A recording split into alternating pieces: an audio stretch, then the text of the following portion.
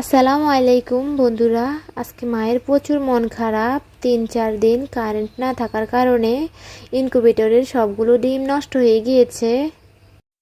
৪ দিন পর কারেন্ট এসেছে। কারেন্ট আসার পর পরীক্ষা করতেছে ডিমগুলো ভালো আছে কিনা।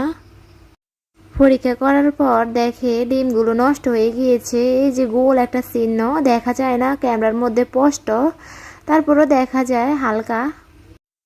সবগুলো ডিমই নষ্ট হয়ে গিয়েছে। ডিমগুলো দেখে অনেক খারাপ লাগলো। মায়েরও প্রচুর মন খারাপ, কি থেকে যেন কি হয়ে গেল।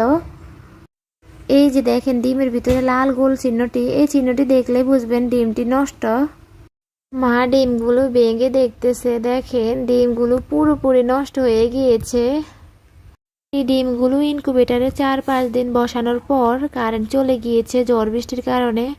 এই ঝড় বৃষ্টির কারণে আজ এই অবস্থা। এখানে প্রায় ৪০টির মতো মুরগির ডিম হবে। অনেক খারাপ লাগতেছে মুরগির ডিমগুলো দেখে, কি থেকে কি হয়ে গেল হঠাৎ। কত স্বপ্ন ছিল ডিমগুলোর পিছনে, সবকিছুই শেষ হয়ে গিয়েছে। যাক, কিছু করার নেই, সবই আল্লাহর ইচ্ছা। আল্লাহ যা করে ভালোর জন্যই করে।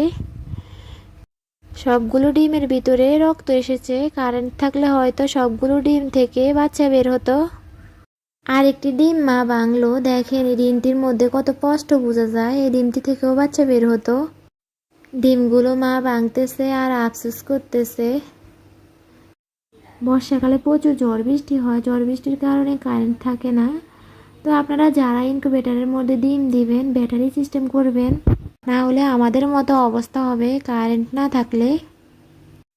ইনকিউবেটরের সাথে ব্যাটারি সিস্টেম করলে আর কোনো সমস্যা হবে না। তো ভালো থাকবেন বন্ধুরা সবাই।